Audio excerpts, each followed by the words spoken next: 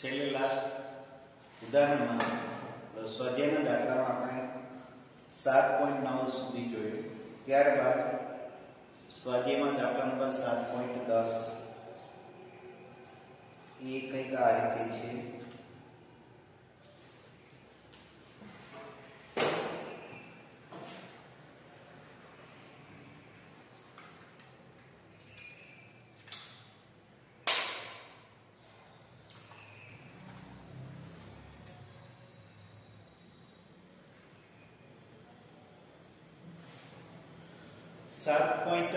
ની રકમ આ રીતની છે.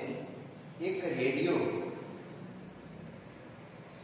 MW એટલે મેગા વેવ બ્રોડકાસ્ટ બેન્ડ ની આવૃત્તિનો વિસ્તાર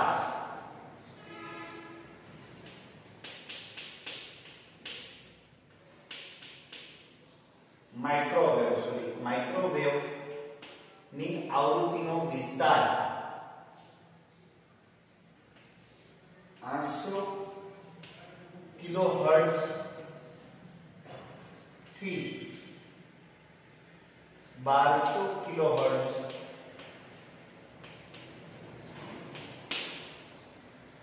આવૃત્તિના ગાળામાં ટ્યુન કરી શકાય છે જો તેના LC પરિપથમાં ઇન્ડક્ટર 200 માઇક્રો હેનરી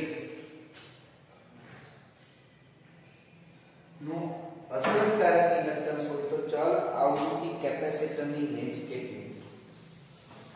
કેપેસિટરનો વિસ્તાર કહેવાનો છે તો અહીંયા LC દોલક પરિપથ A અથવા LCR શ્રેણી પરિપથ A. પ્રશ્ન આપણને થાય કે LCR શ્રેણી પરિપથ આપણે ભણી ગયા, LCR સર્કિટ આપણે ભણ્યા, પણ ખરેખર આ LCR પરિપથનો ઉપયોગ ક્યાં થતો હોય વિદ્યાર્થી? તો LCR શ્રેણી પરિપથ અથવા LC દોલક પરિપથ ન હોય તો કમ્યુનિકેશનની પ્રક્રિયા શક્ય નથી. સાથે સાથે કોઈ લાઈવ પ્રસારણ કરીએ એ પણ શક્ય નથી. રેડિયો દ્વારા સંભળાતા સ્ટેશન પણ શક્ય નથી. એવું શા માટે બને? તો કે દાખલા તરીકે વિદ્યાર્થી મિત્રો, રેડિયો સ્ટેશનથી પ્રસારિત વેવ્સ અલગ અલગ આવૃત્તિના તરંગો ટ્રાન્સમિટ કરવામાં આવે રેડિયો સ્ટેશન. આવું જ કંઈક ટીવી સ્ટેશન માટે હોય. હવે આપણી પાસે જે કંઈ રેડિયો છે એને આપણે રિસીવર કહીએ. શું કહીએ? રિસીવર. કેમ કે માત્ર તરંગનું રિસીવિંગ જ કરે છે. એ રેડિયો પોતે પાછો વેવ ટ્રાન્સમિટ કરતો નથી. એટલે વન વે પ્રક્રિયા થાય, એક માર્ગીય પ્રક્રિયા થાય વિદ્યાર્થી મિત્રો. એક માર્ગીય પ્રક્રિયા છે. હવે એમાં ઘણા બધા વેવ્સ હોય. તમારે કોઈ એક ચોક્કસ ચેનલ જોવી હોય અથવા સાંભળવી હોય તો એનો મતલબ એવો થયો કે એ વેવને પારખવા, એ વેવને રિસીવ કરવા માટે એટલી જ આવૃત્તિવાળા તરંગો રેડિયામાંથી ઉત્સર્જિત થવા જોઈએ. સમાન આવૃત્તિવાળા તરંગો રેડિયો હોય એની આસપાસ ટૂંકા વિસ્તારમાં, ઓલા વેવ્સ તો રેડિયો સુધી પહોંચતા જ હોય, પણ એ વેવ્સને રિસીવ કરવા હોય, એને વેલકમ કેવું હોય તો એના જેવા જ તરંગો રેડિયોમાંથી ઉત્પન્ન કરવા પડે. એની જેટલી જ આવૃત્તિવાળા તરંગો રેડિયોમાંથી ઉત્પન્ન કરવા જોઈએ. હવે એના જેટલી જ આવૃત્તિવાળા રેડિયો તરંગો ઉત્પન્ન કરવા માટે શું કરવું?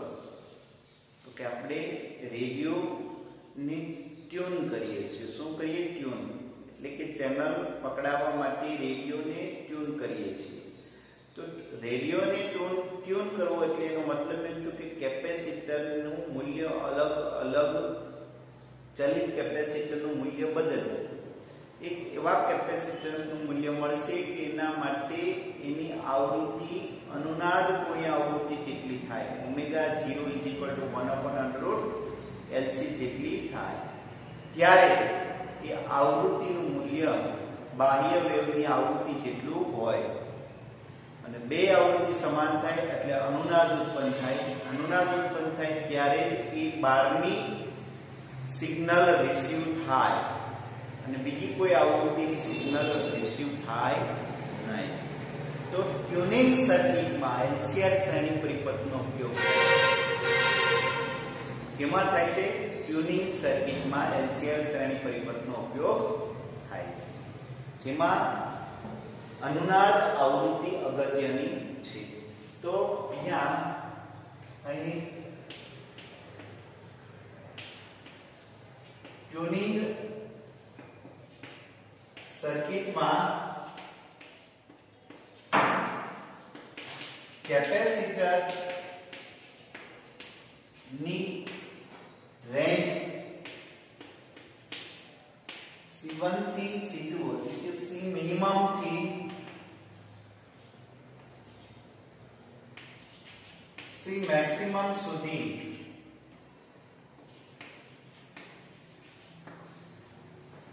નો વિસ્તાર મેળવવા માટે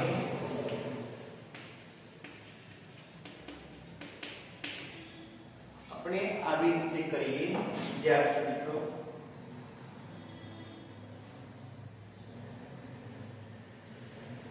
આપણને ખ્યાલ છે કે અનુનાદ કોણીય આવૃત્તિ F1 આવૃત્તિ મિનિમમ હશે તો કેપેસિટરની રેન્જ મેક્સિમમ મળશે, કેમ કે વ્યસ્ત પ્રમાણમાં સંબંધ છે એટલા માટે. અહીંયા આવૃત્તિ મિનિમમ લઈએ તો આ મેક્સિમમ લઈએ. હવે આપણે સી મેક્સિમમ શોધવા છે તો પહેલા વર્ગ કરી લઈએ. એટલે સી મેક્સિમમ માટે શું થશે તો કે 4π²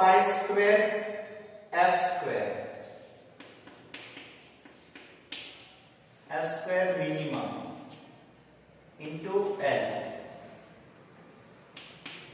4 ગુણ્યા 9.85 પાઈ સ્ક્વેર નું મૂલ્ય 9.85 f² આવૃત્તિનો વર્ગ એટલે 8 નો વર્ગ 64 બે 0 અને કિલોમાં 3 0 એટલે 5 થશે. 5 નો વર્ગ 10⁵ નો 10⁻10 n 20 માઇક્રો હેનરી છે. તો બે આ અને માઇક્રોના 10⁻6 આ 2 પ્લસ અને -6 એટલે -4 2 × 10⁻⁻4. તો આ જે કઈ કેપેસિટરનું મૂલ્ય મળશે એ મેક્સિમમ કેપેસિટરનું મૂલ્ય મળશે વિદ્યાર્થીઓ, જે તમે તમારી જાતે કેલ્ક્યુલેટ કરી શકો છો. ત્યારબાદ સી મિનિમમ તો એના માટે 4 9.85 f મેક્સિમમ 1200 કિલોહર્ટ્ઝ. 1200 નો 12 નો વર્ગ 144 કિલો 10⁻10 અને m 2 × 10⁻⁻4 આ મળશે કે કેપેસિટરની મિનિમમ રેન્જ મળશે. તો ત્યાંથી આટલી રેન્જ ના મૂલ્યનું ચલિત કેપેસિટર આપણે પસંદ કરીએ તો આમાંથી કોઈ વચ્ચેની આવૃત્તિ વાળું સિગ્નલ રિસીવ કરવું હોય તો એ રેડિયો વડે ટ્યુન કરી શકાય, મેળવી શકાય. આ હતું 7.10 ઉદાહરણ.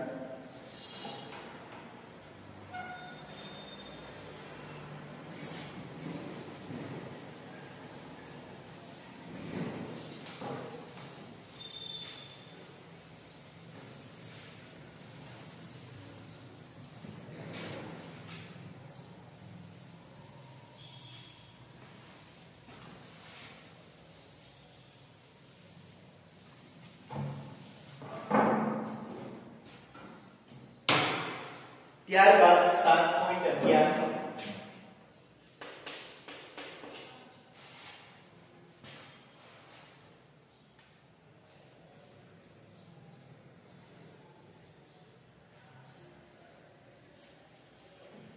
આકૃતિ 7.21 મુજબ ચલિત આવૃત્તિઓ વાળા 230 વોલ્ટ એસી સ્ત્રોત એલસીઆર પરિપથ સાથે જોડેલ છે.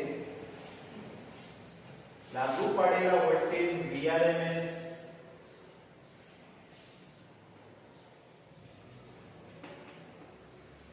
$230 વોલ્ટ.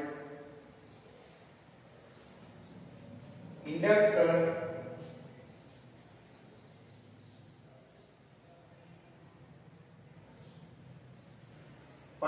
હેનરી. કેપેસિટન્સ 80 માઇક્રોફેરાડે અને રેઝિસ્ટન્સ 40 ઓહમ. એક પરિપથને અનુનાદ સ્થિતિમાં લાવવા માટે સ્ત્રોતની આવૃત્તિ નક્કી કરો, એટલે કે અનુનાદ આવૃત્તિ. અનુનાદ આવૃત્તિએ પરિપથનો ઇમ્પિડન્સ અને પ્રવાહનો કંપનવિસ્તાર શોધો. પેલો અનુનાદ આવૃત્તિ. બે અનુનાદ આવૃત્તિ એ પરિપથનો ઇમ્પિડન્સ Z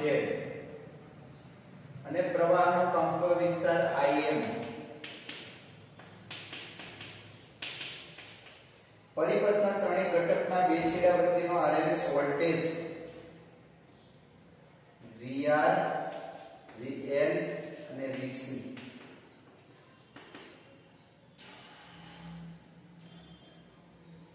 અનુનાદ આવૃત્તિ LC ના સંયોજનના બે છેડા વચ્ચેનો સ્થિતિમાનનો તફાવત શૂન્ય છે. એટલે આ બે વોલ્ટેજ વિદ્યુત સ્થિતિમાનનો તફાવત કેવો હશે? શૂન્ય. તો અહીંયા વિદ્યાર્થી મિત્રો આપણને એક LCR શ્રેણી પરિપથ આપેલો છે.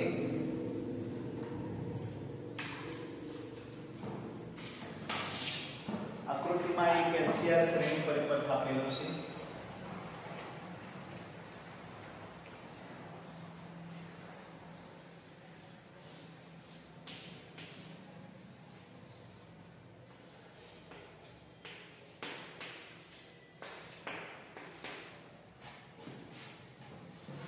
પહેલો અનુનાદ કોણીય આવૃત્તિ.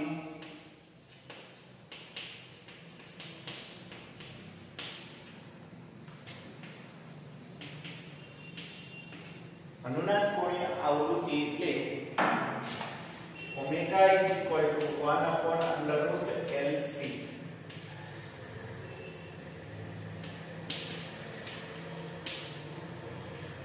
L તરીકે 5 અને C તરીકે 80 માઇક્રોફેરાડે રેઝ ટુ 1/2.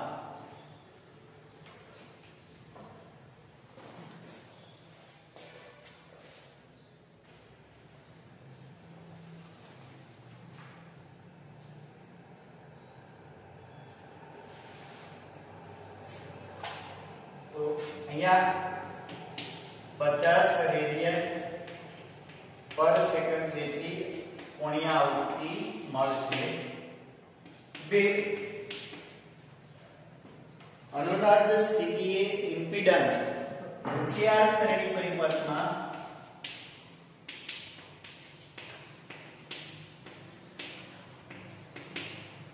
LCR શ્રેણી પરિપથનો impedance Z √R² XL XC whole square અનુનાદ સ્થિતિ હોય ત્યારે આ બે ઇમ્પિડન્સ સમાન હોય.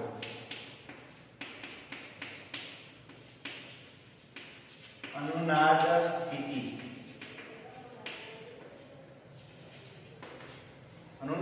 એ બંને સમાન હોય ત્યારે આ પદ શૂન્ય થઈ જશે.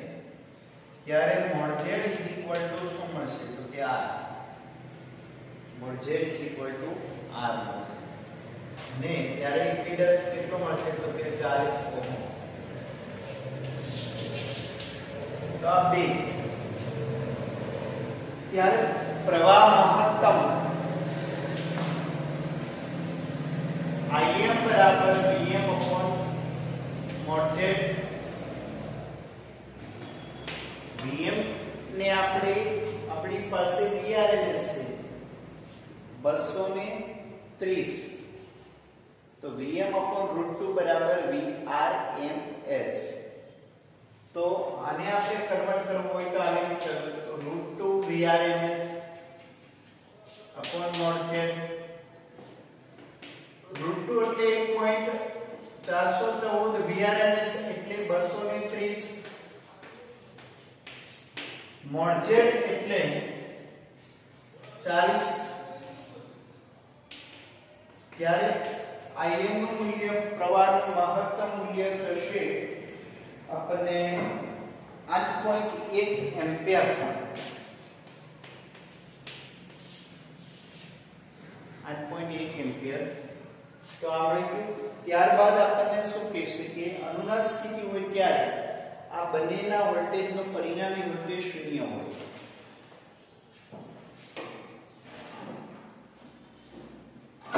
કે આ બંનેના બે છેડા વચ્ચેનો પીડી હોય એટલો ને એટલો આ બંને છેડા વચ્ચે પીડી હોય પણ સમાન હોય અને વિવિધ પ્રકારની બેટરી લાગુ પડે એટલે પરિણામી વોલ્ટેજ આપણને શૂન્ય મળે.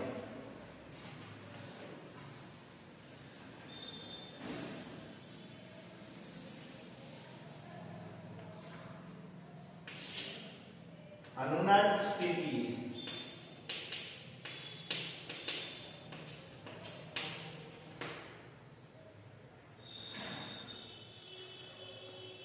XL is equal to XC હોય. XL minus XC is equal to 0 હોય. ત્યારે જો પ્રવાહ વડે ગુણીએ XL minus XC is equal to શું મળશે 0. તો એનો મતલબ એમ થયો કે VL minus VC is equal to 0 મળે. VL minus VC is equal to 0 મળે. બંનેના RMS મૂલ્યો સમાન મળે અને પરસ્પર વિરુદ્ધ મળે ત્યારે પરિણામી શૂન્ય મળે.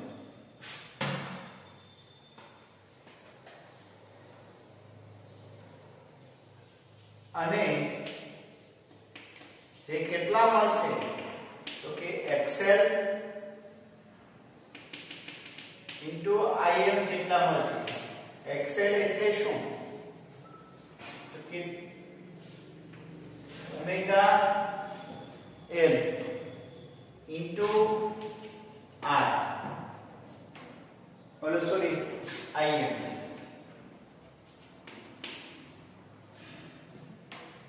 પણ એ કઈ મેળવવાની જરૂર નથી કેમ કે બંનેના મહત્તમ મૂલ્યો RMS મૂલ્યો શૂન્ય મળશે. રૂટ મીન સ્ક્વેર એકમાં પ્લસ મળશે એકમાં માઈનસ મળશે એટલે શૂન્ય મળશે. VC ને આપણે આવી રીતે રજૂ કરી શકીએ 1/ωc Im.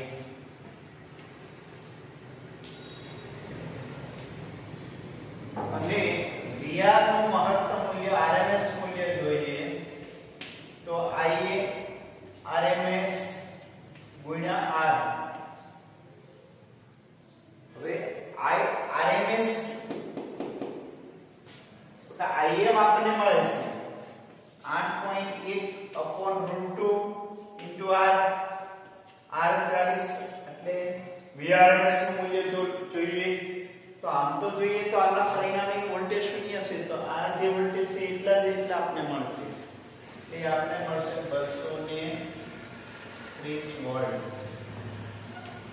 એક યાદ રાખવાનું ખાસ, અનુનાદ સ્થિતિએ જો આપણને બધાના પીડી કે તો આ બેના પીડી 0 અને આનો જે પીડી હોય એ જ મળશે આપણને આરએમએસ મૂલ્યમાં, બાકીના વોલ્ટેજમાં નહીં. હા, એ અનુનાદ સ્થિતિએ જ મળશે આપણને. અન્યથા આ બેનો સરવાળો તો કોઈ પણ સમયે 0 જ મળશે, પણ એક બેના મૂલ્યો સમાન ન હોય.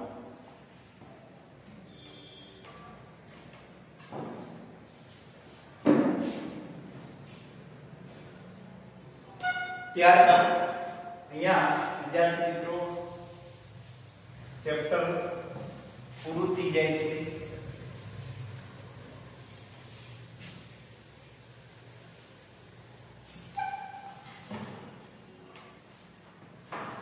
હવે ચેપ્ટર 1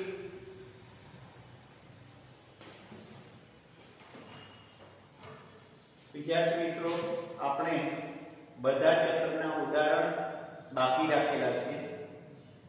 તો હવે આપણે ભાગ 1 ના બધા ચેપ્ટર પૂર્ણ કરેલા છે. થિયરી અને સ્વાધ્યાયના દાખલા, માત્ર બાકી છે ઉદાહરણના દાખલા. તો એ આપણે લેતા જઈએ. 30% સિલેબસને અનુરૂપ જે કંઈ ઉદાહરણ બાદ થશે એ બાદ કરતા જઈશું અને બાકીના ઉદાહરણ આપણે લેતા જઈએ.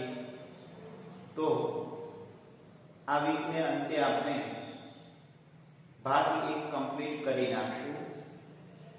બધા ઉદાહરણ માટે માત્ર 3 થી 4 લેક્ચર કાફી છે, તેથી પૂર્ણ થઈ જશે. ત્યારબાદ ભાગ 2 શરૂ કરીશું. નિયમિત મહેનત રાખજો વિદ્યાર્થી મિત્રો. અને એપ્રિલ મહિનાના અંતમાં અથવા મે મહિનાના સ્ટાર્ટમાં એક્ઝામ હોય તો પણ આપણે માર્ચ મહિનામાં આ સિલેબસ પૂર્ણ કરી નાખશું, જો નિયમિત મહેનત ચાલુ હશે તો. ચેપ્ટર 1 ના ઉદાહરણમાં જોઈએ તો ઉદાહરણમાં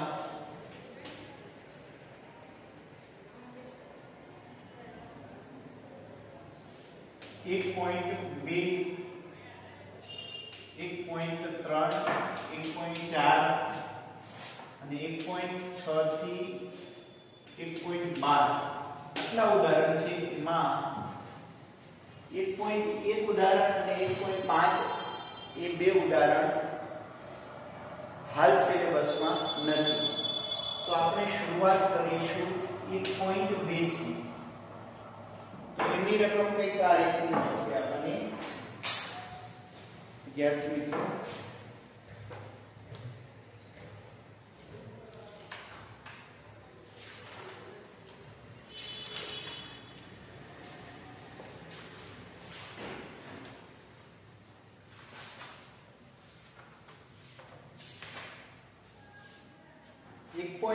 પેજ નંબર 10 ઉપર છે ટેક્સ્ટ બુકમાં. એની રકમ કઈક આ રીતની છે.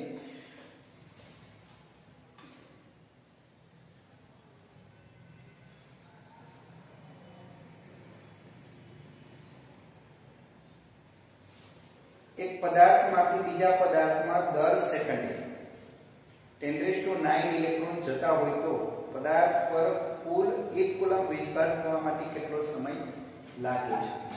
એટલે કે અહીંયા ધારો કે એક પદાર્થ A છે, બીજો પદાર્થ B છે. તો આમાંથી આમાં ઇલેક્ટ્રોનનું ટ્રાન્ઝિશન થાય છે. તો આ પદાર્થ પર 1 કુલમ જેટલો વીજભાર થવા માટે કેટલો સમય લાગે. તો અહીંયા એક વિદ્યાર્થી મિત્રો ઇલેક્ટ્રોન એક પદાર્થ પરથી બીજા પદાર્થ પર ટ્રાન્ઝિશન થાય છે ત્યારે દર સેકન્ડે 10⁹ ઇલેક્ટ્રોન આ પદાર્થમાંથી આ પદાર્થ પર સ્થાપિત થાય છે. તેનો મતલબ કે પદાર્થ B પર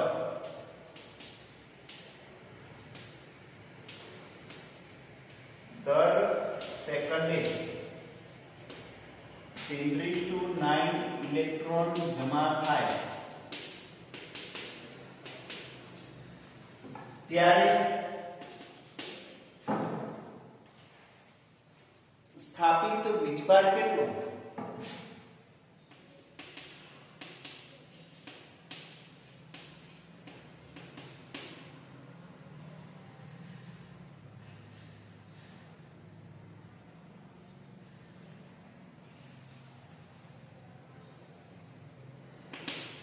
Q is equal to 10 raised to 9 electron ने 1 इलेक्ट्रॉन पर વીજભાર 10 raised to minus 90 એટલે 1.3 10 to the power minus 10 coulomb વીજભાર પર સેકન્ડ જમા થાય, પર સેકન્ડ જમા થાય. એટલે એનો મતલબ એમ કે q ઉપર dt નો પ્રવાહ આટલો મળે કુલમ પર. હવે આપણે એવું કહીએ કે 1 કુલમ વીજભાર અહીંયા થવા માટે કેટલો સમય લાગે? તો એનો મતલબ એવો થયો કે આટલો વીજભાર પ્રસ્થાપિત કરવા માટે 1 સેકન્ડ લાગતી હોય તો 1 કુલમ વીજભાર સ્થાપિત કરવા માટે કેટલો સમય લાગે? 10 raised to 9 અથવા તો આમ કહી શકીએ 1.6 ગુણ્યા 10 ની માઈનસ 10 ઘાત કુલમ વીજભાર સ્થાપિત કરવા માટે લાગતો સમય t બરાબર 1 સેકન્ડ. તો 1 કુલમ વીજભાર સ્થાપિત કરવા માટે લાગતો સમય કેટલો? t બરાબર 1/8 અને એ આપણને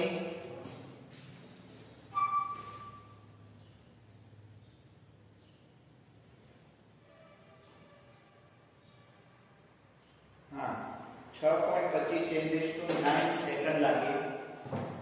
6.25 ગુણ્યા 10 ની 9 ઘાત સેકન્ડ અને એને જો વર્ષમાં કન્વર્ટ કરવું હોય તો ભાગ્યા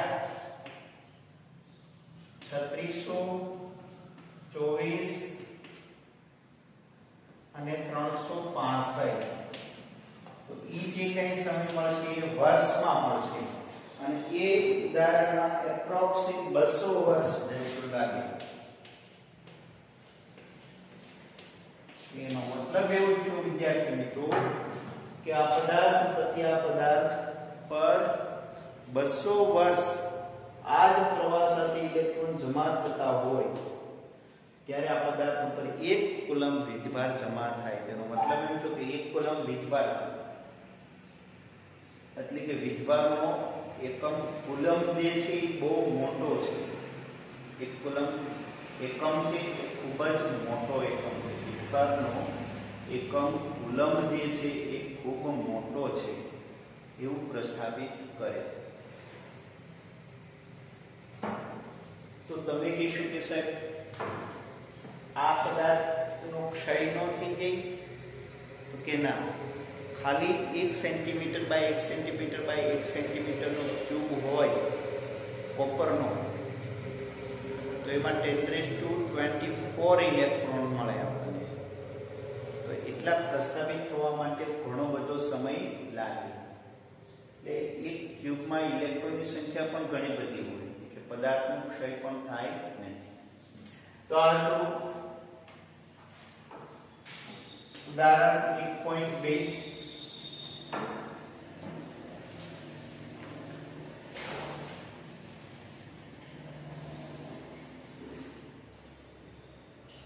ત્યારબાદ 1.3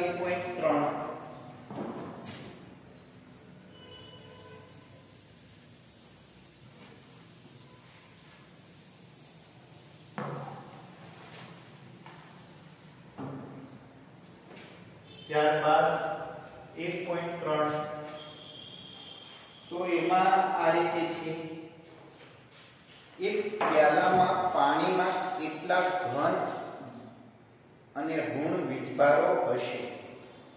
પ્યાલાનું કદ 250 ml ધારો.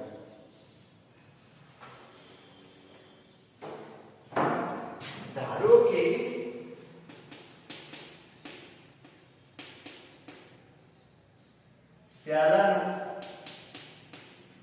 પ્યાલામાં પાણીનું દર બરાબર 250 ગ્રામ ધારીએ કે 250 ml 250 ml પ્યાલો લઈએ આપણે તો એમાં રહેલા પાણીનું દળ 250 ગ્રામ જેટલું હોય. કેટલા ml એટલા ગ્રામ, કેમ કે પાણીની વિશિષ્ટ ઘનતા 1 છે એટલા માટે. અને પાણીનો વીજભાર અણુભાર 18 છે. પાણીનો અણુભાર 18 છે. તો એક 18 ગ્રામ પાણીમાં પાણીના અણુ કેટલા હોય તો કે એવોગેડ્રો જેટલા હોય 6.022 10 to the power 23. તો 250 ગ્રામમાં કેટલા હોય જે પાણીના અણુની સંખ્યા આપી આવશે 250 6.022 10 to the 23 ભાગ્યા 18 આટલા પાણીના અણુઓ હોય. ક્લિયર? હવે એક અણુ પાસે કેટલા હોય પ્રોટોન અને કેટલા હોય ઇલેક્ટ્રોન? તો કે એક અણુ પાસે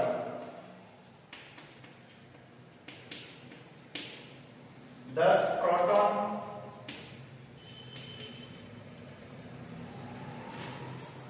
અને 10 ઇલેક્ટ્રોન હોય.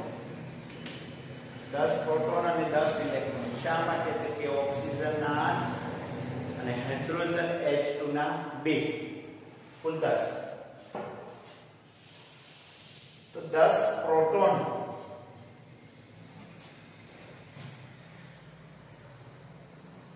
અને 10 ઇલેક્ટ્રોન હોય. તો આટલા અણુ પાસે કેટલા પ્રોટોન અને કેટલા ઇલેક્ટ્રોન થાય? કે પ્યાલામાં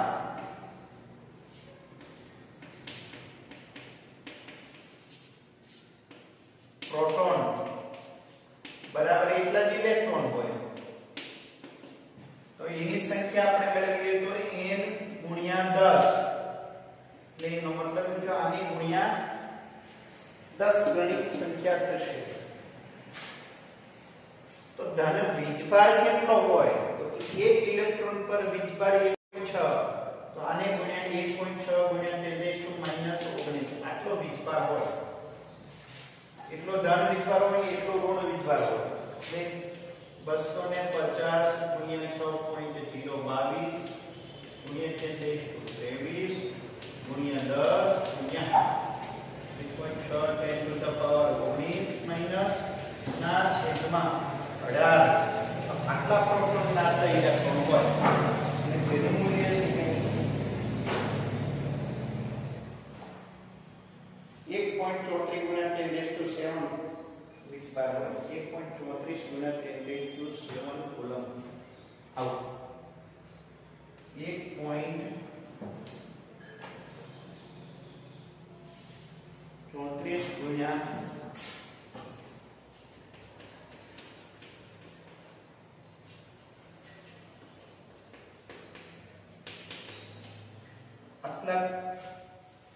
આટલો વીજભાર એક પ્યાલામાં હોય. તો આ તો 1.3. વિદ્યાર્થી મિત્રો બાકીના 1.4 અને નેક્સ્ટ ઉદાહરણ પછીના લેક્ચરમાં લઈશું.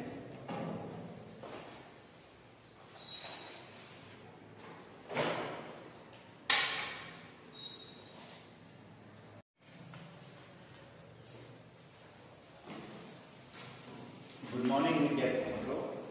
છેલ્લે લાસ્ટ ઉદાહરણમાં સ્વાધ્યાયના દાખલામાં આપણે 7.9 સુધી જોયું. ત્યારબાદ સ્વાધ્યાયમાં દાખલા નંબર 7.10 એ કંઈક આ રીતે છે.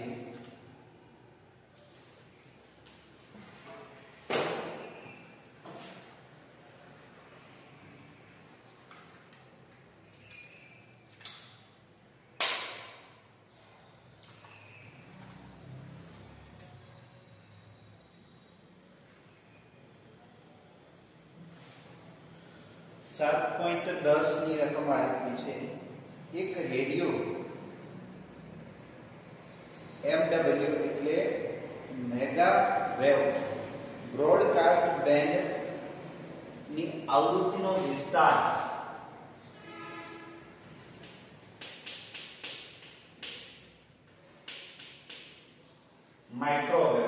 માઇક્રોવેવ ની આવૃત્તિનો વિસ્તાર 800 કિલોહર્ટ્ઝ થી 1200 કિલોહર્ટ્ઝ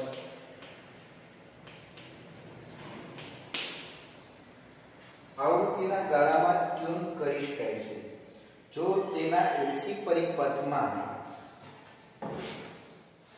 ઇન્ડક્ટર 200 માઇક્રો હેનરી નું અસરકારક ઇન્ડક્ટન્સ હોય તો ચલ આવૃત્તિ કેપેસિટરની રેન્જ કેટલી? કેપેસિટરનો વિસ્તાર કહેવાનો છે તો અહીંયા એલસી દોલક પરિપથ A અથવા એલસીઆર શ્રેણી પરિપથ A. એક પ્રશ્ન આપણને થાય કે એલસીઆર શ્રેણી પરિપથ આપણે ભણી ગયા, એલસીઆર સર્કિટ આપણે ભણ્યા, પણ ખરેખર આ એલસીઆર પરિપથનો ઉપયોગ ક્યાં થતો હોય વિદ્યાર્થી? તો એલસીઆર શ્રેણી પરિપથ અથવા એલસી દોલક પરિપથ ન હોય તો કમ્યુનિકેશનની પ્રક્રિયા શક્ય નથી. સાથે સાથે કોઈ લાઈવ પ્રસારણ કરીએ એ પણ શક્ય નથી. રેડિયો દ્વારા સંભળાતા સ્ટેશન પણ શક્ય નથી. એવું શા માટે બને? તો કે દાખલા તરીકે વિદ્યાર્થી મિત્રો, રેડિયો સ્ટેશનથી પ્રસારિત વેવ્સ અલગ અલગ આવૃત્તિના તરંગો ટ્રાન્સમિટ કરવામાં આવે રેડિયો સ્ટેશન. આવું જ કંઈક ટીવી સ્ટેશન માટે હોય. હવે આપણી પાસે જે કંઈ રેડિયો છે એને આપણે રિસીવર કહીએ. શું કહીએ? રિસીવર. કેમ કે માત્ર તરંગનું રિસીવિંગ જ કરે છે. એ રેડિયો પોતે પાછો વેવ ટ્રાન્સમિટ કરતો નથી. એટલે વન વે પ્રક્રિયા થાય, એક માર્ગીય પ્રક્રિયા થાય વિદ્યાર્થી મિત્રો. એક માર્ગીય પ્રક્રિયા છે. હવે એમાં ઘણા બધા વેવ્સ હોય. તમારે કોઈ એક ચોક્કસ ચેનલ જોવી હોય અથવા સાંભળવી હોય તો એનો મતલબ એવો થયો કે એ વેવને પારખવા, એ વેવને રિસીવ કરવા માટે એટલી જ આવૃત્તિવાળા તરંગો રેડિયામાંથી ઉત્સર્જિત થવા જોઈએ.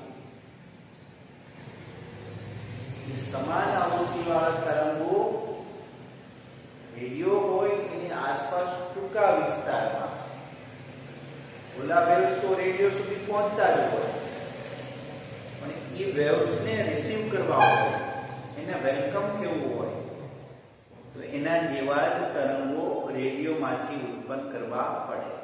એની જેટલી જ આવૃત્તિવાળા તરંગો રેડિયોમાંથી ઉત્પન્ન કરવા જોઈએ. હવે એના જેટલી જ આવૃત્તિવાળા રેડિયો તરંગો ઉત્પન્ન કરવા માટે શું કરવું? તો કે આપણે રેડિયોની ટ્યુન કરીએ છીએ. શું કરીએ? ટ્યુન. એટલે કે ચેનલ પકડાવવા માટે રેડિયોને ટ્યુન કરીએ છીએ. તો રેડિયોને ટ્યુન કરવો એટલે એનો મતલબ એમ છે કે કેપેસિટરનું મૂલ્ય અલગ ચલિત કેપેસિટરનું મૂલ્ય બદલવું. એક એવા કેપેસિટન્સનું મૂલ્ય મળશે કે એના માટે એની આવૃત્તિ અનુનાદ કોણીય આવૃત્તિ જેટલી થાય. ઓમેગા 0 1/√LC જેટલી થાય. ત્યારે એ આવૃત્તિનું મૂલ્ય બાહ્ય વેવની આવૃત્તિ જેટલું હોય અને બે આવૃત્તિ સમાન થાય એટલે અનુનાદ ઉત્પન્ન થાય. અનુનાદ ઉત્પન્ન થાય ત્યારે જ એ બહારની સિગ્નલ રિસીવ થાય અને બીજી કોઈ આવૃત્તિની સિગ્નલ રિસીવ થાય નહીં. તો તો ટ્યુનિંગ સર્કિટમાં LCR શ્રેણી પરિપથનો ઉપયોગ કેમાં થાય છે? ટ્યુનિંગ સર્કિટમાં LCR શ્રેણી પરિપથનો ઉપયોગ થાય છે, જેમાં અનુનાદ આવૃત્તિ અગત્યની છે.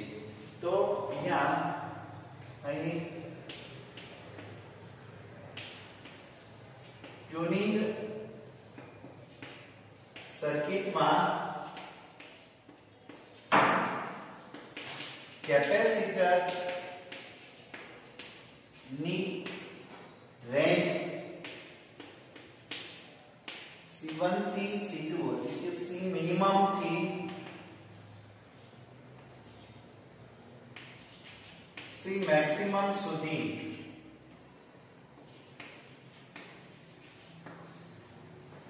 નો વિસ્તાર મેળવવા માટે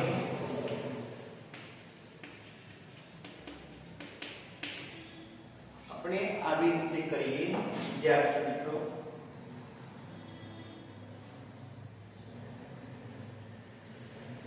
આપણને ખ્યાલ છે કે અનુનાદ ગુણ્યા આવૃત્તિ F1, આવૃત્તિ મિનિમમ હશે તો કેપેસિટરની રેન્જ મેક્સિમમ મળશે, કેમ કે વ્યસ્ત પ્રમાણમાં સંબંધ છે એટલા માટે. અહીંયા આવૃત્તિ મિનિમમ લઈએ તો આ મેક્સિમમ લઈએ. હવે આપણે C મેક્સિમમ શોધવા છે તો પહેલા વર્ગ કરી લઈએ. એટલે C મેક્સિમમ માટે શું થશે તો કે 4 pi square f square minimum into L 4 ગુણ્યા 9.85 પાઈ સ્ક્વેર નું મૂલ્ય 9.85 f સ્ક્વેર આવૃત્તિનો વર્ગ એટલે 8 નો વર્ગ 64 બે 0 અને કિલોમાં 3 0 એટલે 5 થશે. 5 નો વર્ગ 10 to the 5 નો 10 to the 10 n 20 micro henry છે. તો બે આ અને માઇક્રોના 10 raised to -6 આ 2 પ્લસ અને -6 એટલે -4 2 into 10 to the power -4. તો આ જે કઈ કેપેસિટરનું મૂલ્ય મળશે ઈ મેક્સિમમ કેપેસિટરનું મૂલ્ય મળશે. વિદ્યાર્થી, જે તમે તમારી જાતે કેલ્ક્યુલેટ કરી શકો છો. ત્યારબાદ C મિનિમમ તો એના માટે 4 9.85 F મેક્સિમમ 1200 કિલોહર્ટ્ઝ. 1200 નો 12 નો વર્ગ 144 કિલો 10 to the power 10 અને m 2 ગુણ્યા 10 raised to -4 આ મળશે કે કેપેસિટરની મિનિમમ રેન્જ મળશે. તો ત્યાંથી આ આટલી રેન્જ ના મૂલ્યનું ચલિત કેપેસિટર આપણે પસંદ કરીએ તો આમાંથી કોઈ વચ્ચેની આવૃત્તિ વાળું સિગ્નલ રિસીવ કરવું હોય તો એ રેડિયો વડે ટ્યુન કરી શકાય, મેળવી શકાય. આ હતું 7.10 ઉદાહરણ.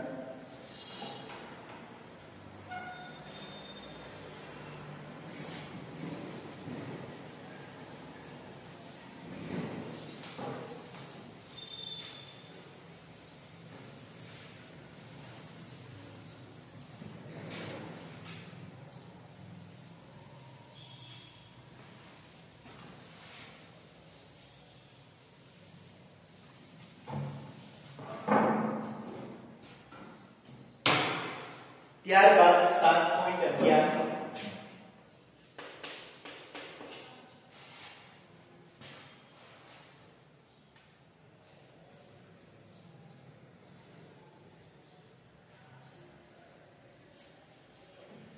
आकृति 7.21 मुजब चलित आवृत्तिओ वाळा 230 वोल्ट एसी स्त्रोत एलसीआर परिपथ સાથે જોડેલ છે. લાગુ પાડેલા voltage VRMS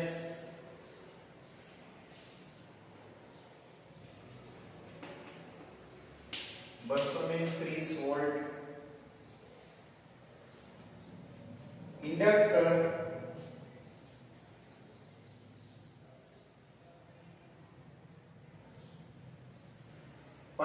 Henry capacitance 80 microfarad અને રેઝિસ્ટન્સ 40 ઓહમ. એક પરિપથને અનુનાદ સ્થિતિમાં લાવવા માટે સ્ત્રોતની આવૃત્તિ નક્કી કરો એટલે કે અનુનાદ આવૃત્તિ. અનુનાદ આવૃત્તિએ પરિપથનો ઇમ્પિડન્સ અને પ્રવાહનો કંપ વિસ્તાર શોધો. પેલો અનુનાદ आवृत्ति बे अनुनाद आवृत्ति ए परिपथनो इम्पीडेंस z અને પ્રવાહનો કંપ વિસ્તાર Im. પરિપથના ત્રણેય ઘટકના બે છેડા વચ્ચેનો RMS વોલ્ટેજ VR, VL અને VC.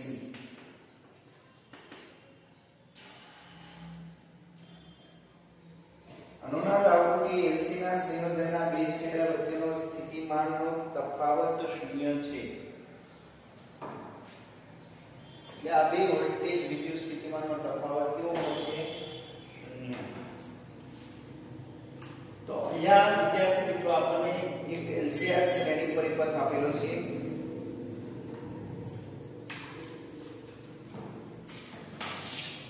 આકૃતિમાં એક LCR શ્રેણી પરિપથ આપેલો છે.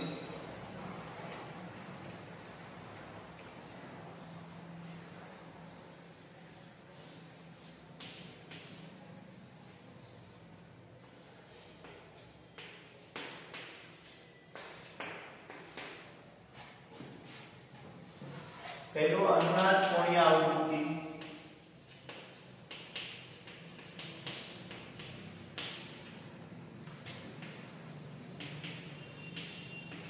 अनुनाद कोणीय आवृत्ति એટલે ओमेगा = 1/√LC.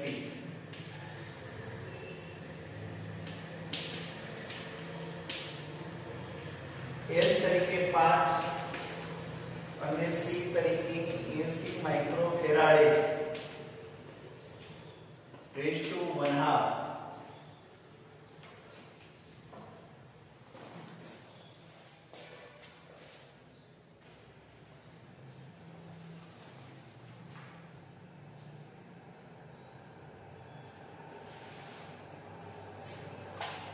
તો અહીંયા 50 રેડિયન पर सेकंड જેટલી કોણીય આવૃત્તિ મળશે. બે अनुनाद સ્થિતિએ ઇમ્પિડન્સ LCR શ્રેણી પરિપથમાં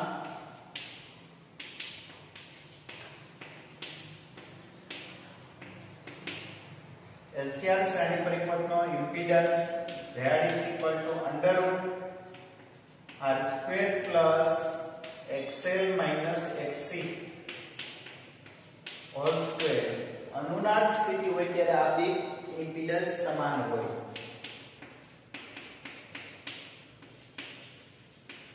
अनुनाद स्थिति अनुनाद स्थिति એ બંને સમાન હોય ત્યારે આ પદ શૂન્ય થઈ જશે. ત્યારે mod z = શું મળશે? તો કે r. mod z = r મળશે. ને ત્યારે ઇમ્પિડન્સ કેટલો મળશે? તો કે 40 ઓહમ. તો આ બે ત્યારે પ્રવાહ મહત્તમ Im બરાબર Vm/mod z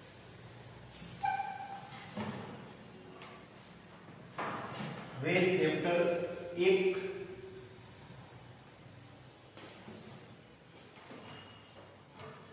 વિદ્યાર્થી મિત્રો આપણે બધા ચેપ્ટરના ઉદાહરણ બાકી રાખેલા છે. તો હવે આપણે ભાગ 1 ના બધા ચેપ્ટર પૂર્ણ કરેલા છે. થિયરી અને સ્વાધ્યાયના દાખલા માત્ર બાકી છે ઉદાહરણના દાખલા. તો એ આપણે લેતા જઈએ. 30% સિલેબસને અનુરૂપ જે કંઈ ઉદાહરણ બાદ થશે એ બાદ કરતા જઈશું અને બાકીના ઉદાહરણ આપણે લેતા જઈએ. તો આ વીકને અંતે આપણે ભાગ 1 કમ્પ્લીટ કરી નાખશું. બધા ઉદાહરણ માટે માત્ર 3 થી 4 લેક્ચર કાફી છે. પછી પૂર્ણ થઈ જશે. ત્યારબાદ ભાગ 2 શરૂ કરીશું. નિયમિત મહેનત રાખજો વિદ્યાર્થી મિત્રો. અને એપ્રિલ મહિનાના અંતમાં અથવા મે મહિનાના સ્ટાર્ટમાં એક્ઝામ હોય તો પણ આપણે માર્ચ મહિનામાં આ સિલેબસ પૂર્ણ કરી નાખશું જો નિયમિત મહેનત ચાલુ હશે તો. ચેપ્ટર 1 ના ઉદાહરણમાં જોઈએ તો ઉદાહરણમાં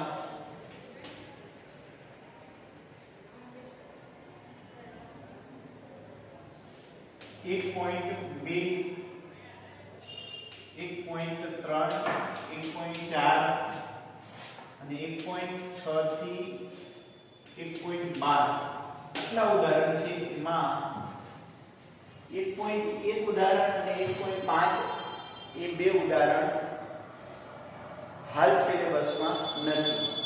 તો આપણે શરૂઆત કરીશું 1.2 થી. તો એની રકમ કઈ આ રીતની થશે આપણને વિદ્યાર્થી મિત્રો.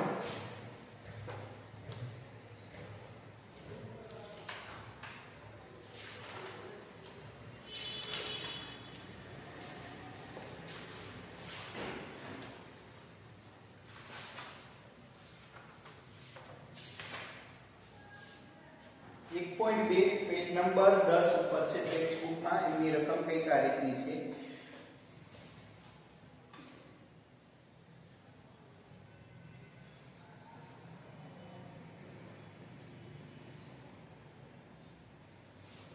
એક પદાર્થમાંથી બીજા પદાર્થમાં દર સેકન્ડે 10⁹ ઇલેક્ટ્રોન જતા હોય તો પદાર્થ પર કુલ 1 કુલમ વીજભાર થવા માટે કેટલો સમય લાગે છે. એટલે કે અહીંયા ધારો કે એક પદાર્થ A છે, બીજો પદાર્થ B છે. તો આમાંથી આમાં ઇલેક્ટ્રોનનું ટ્રાન્ઝિશન થાય છે. તો આ પદાર્થ પર 1 કુલમ જેટલો વીજભાર થવા માટે કેટલો સમય લાગે. તો અહીંયા એક વિદ્યાર્થી મિત્રો ઇલેક્ટ્રોન એક પદાર્થ પરથી બીજા પદાર્થ પર ટ્રાન્ઝિશન થાય છે ત્યારે દર સેકન્ડે 10⁹ ઇલેક્ટ્રોન આ પદાર્થમાંથી આ પદાર્થ પર સ્થાપિત થાય છે. તેનો મતલબ છે પદાર્થ A પર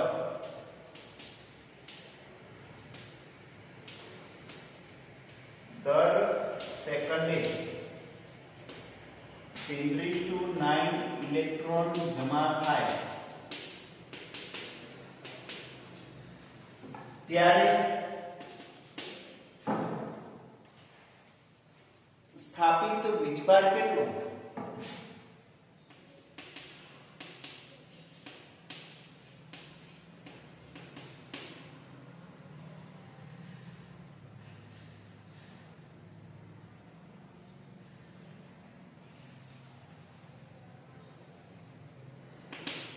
Q is equal to 10⁹ electron ને 1 ઇલેક્ટ્રોન પર વીજભાર 10⁻⁻90 એટલે 1.3 10⁻⁻10 કુલમ વીજભાર પર સેકન્ડ જમા થાય. પર સેકન્ડ જમા થાય એટલે એનો મતલબ છે કે dQ/dt નો પ્રવાહ આટલો મળે કુલમ પર. હવે હવે આપણે એવું કહીએ કે 1 કુલમ વીજભાર અહીંયા થવા માટે કેટલો સમય લાગે? તો એનો મતલબ એવો થયો કે આટલો વીજભાર પ્રસ્થાપિત કરવા માટે 1 સેકન્ડ લાગતી હોય તો 1 કુલમ વીજભાર સ્થાપિત કરવા માટે કેટલો સમય લાગે? 1 10⁹ અથવા તો આમ કહી શકીએ 1.6 ગુણ્યા 10 ની -10 ઘાત કુલમ વીજભાર સ્થાપિત કરવા માટે લાગતો સમય t બરાબર 1 સેકન્ડ. તો 1 કુલમ વીજભાર સ્થાપિત કરવા માટે લાગતો સમય કેટલો? t બરાબર 1/8 અને એ આપણને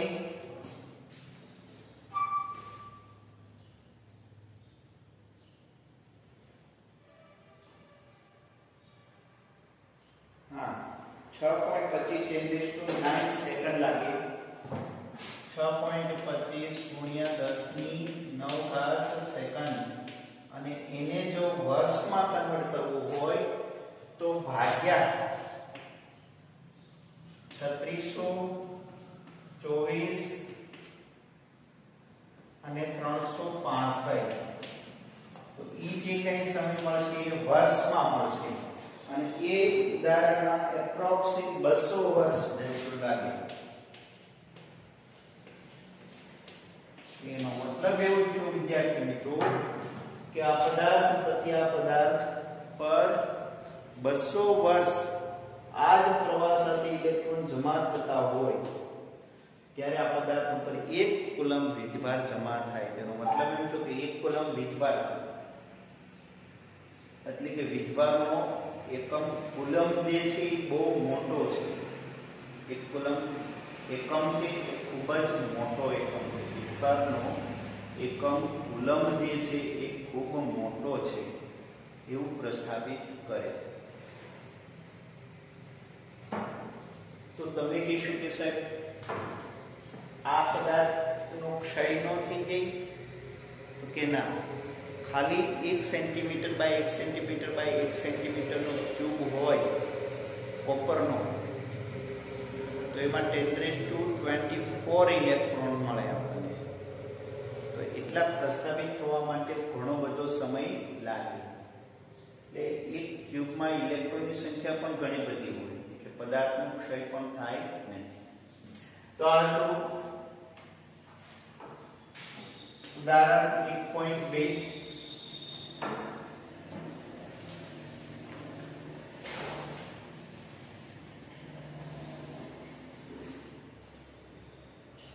ત્યારબાદ 1.3.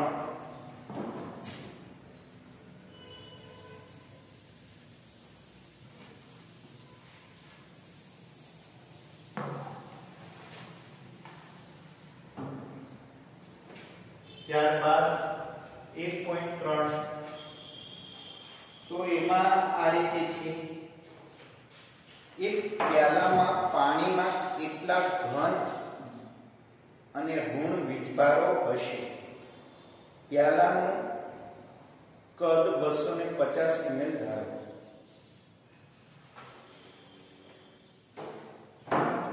ધારો કે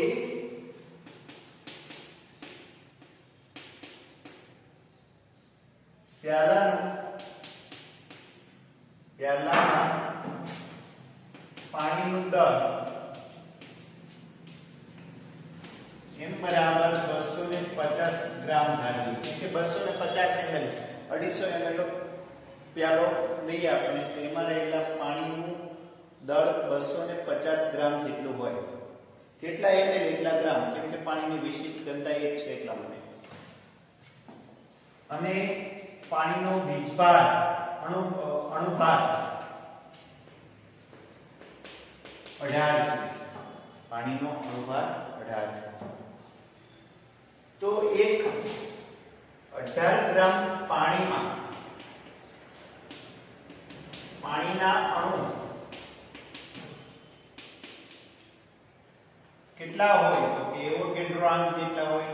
6.022 10 to the power 23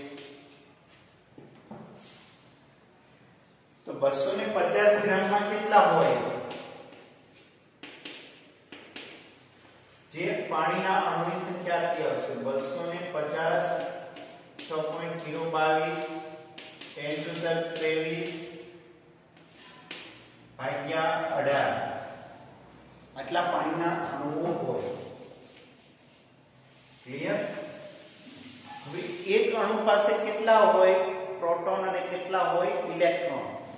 તો કે એક અણુ પાસે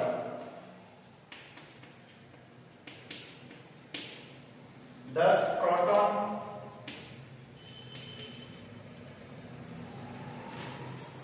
અને 10 ઇલેક્ટ્રોન હોય. 10 પ્રોટોન અને 10 ઇલેક્ટ્રોન. શા માટે? તો કે ઓક્સિજન ના 8 અને હાઇડ્રોજન H2 ના 2, કુલ 10. તો 10 પ્રોટોન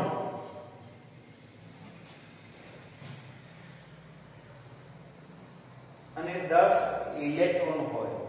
તો આટલા અણુ પાસે કેટલા પ્રોટોન અને કેટલા ઇલેક્ટ્રોન થાય? કે પ્યાલામાં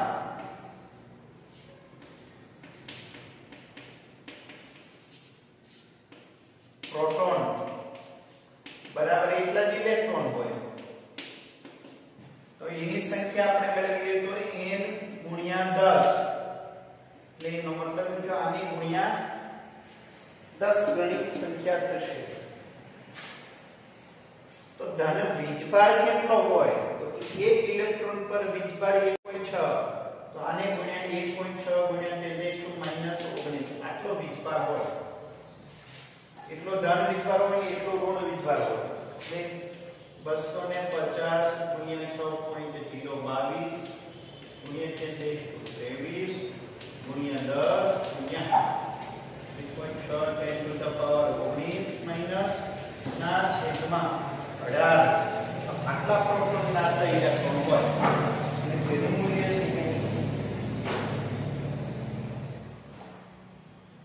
1.34 ગુણ્યા 10⁻7 વીજભાર હોય. 1.34 ગુણ્યા 10⁻7 કુલમ આવું. 1.34 ગુણ્યા